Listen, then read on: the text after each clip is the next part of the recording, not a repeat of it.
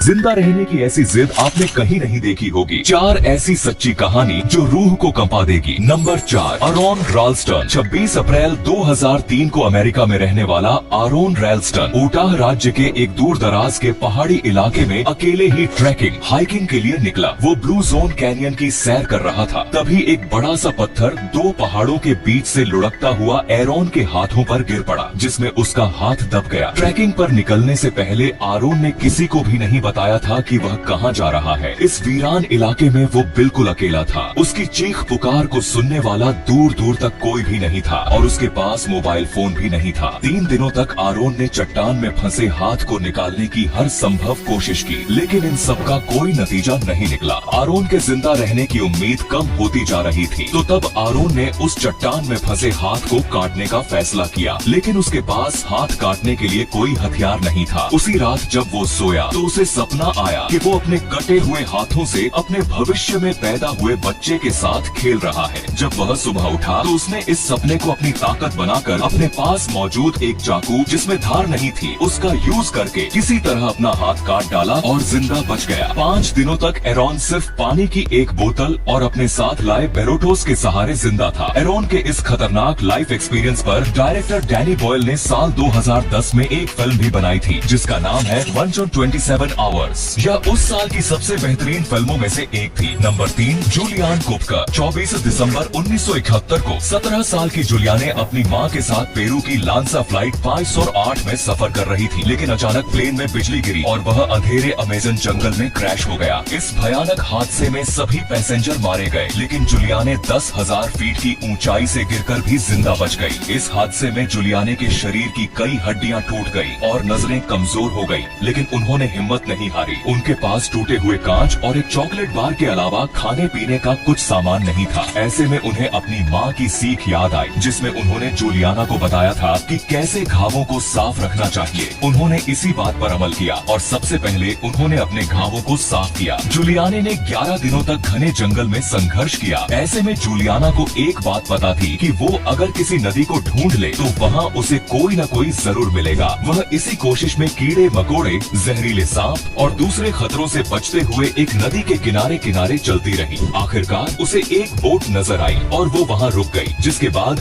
Boat के मालिक ने उसे देखा और उसे सुरक्षित वहाँ से बाहर निकाल लिया। नंबर 2, मोरो प्रोस्पेरी। मोरो प्रोस्पेरी एक इटालियन एथलीट है जिनकी कहानी साहस और जिंदगी जीने की मिसाल है। साल 1944 में मोरो ने सहारा डेजर्ट में आयोजित मैराथन द साबलेस में पार्टिसिपेट किया था। ये मैराथन दुनिया की सबसे कठिन मैराथन में से एक मानी जाती है, जिसमें पार्टिसिपेंट्स को 250 किलोमीटर का सफर 6 दिन में तय करना होता है। ऐसे में दौड़ के दौरान एक भयंकर रेतीला तूफान आया और मोरो अपना रास्ता भटक गए। वह कई दिनों तक इस मरुस्थल में अकेले फंसे रहे, वो भी बिना पानी और खाने के। उन्होंने खुद को जिंदा रखने के लिए कई अजीब तरीके अपनाए। मोरो ने अपना पेशाब पीकर प्यास बुझाई और कई जानवर जैसे चमगादड़, रेंगने वाले कीड़े या जो भी कीड़ा या जीव उनके सामने आया वो उसका खून पीकर जिंदा रहे। मोरो ने कभी हार नहीं मानी। ऐसे में कई बार उन्होंने खुदकुशी करने के बारे में भी सोचा, लेकिन वो कोशिश भी नाकाम रही। उन्होंने मरुस्थल में 9 दिन तक संघर्ष किया। तब एक दिन अल्जीरियाई बॉर्डर पर कुछ चरवाहों ने उन्हें देखा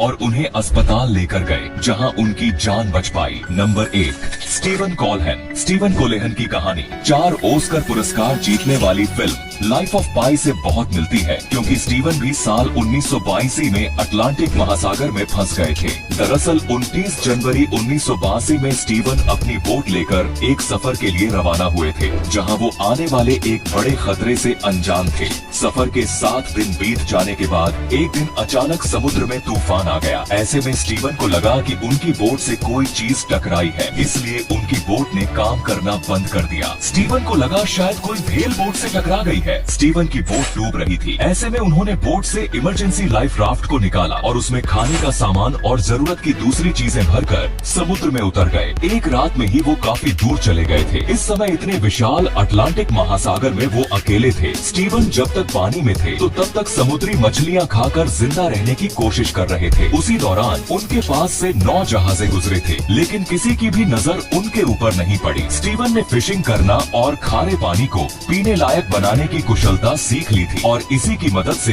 वो अकेले पानी में भटकते रहे। फिर एक दिन वो एक टापू पर पहुँचे जहाँ उन्हें 3 मछुआरों ने देखा जिन्होंने उन्हें जिंदा बचाया। बता दें, उन्होंने इस टापू तक आने के लिए 3000 मील का फासला तय किया था। तो ये थी कठिन सिचुएशन में भी लोगों के जिंदा रहने की कहानियाँ। वैसे आपको इनमें से किस कहानी ने सबसे ज्यादा प्रभावित किया, हमें कमेंट में जरूर बताएं। धन्यवाद।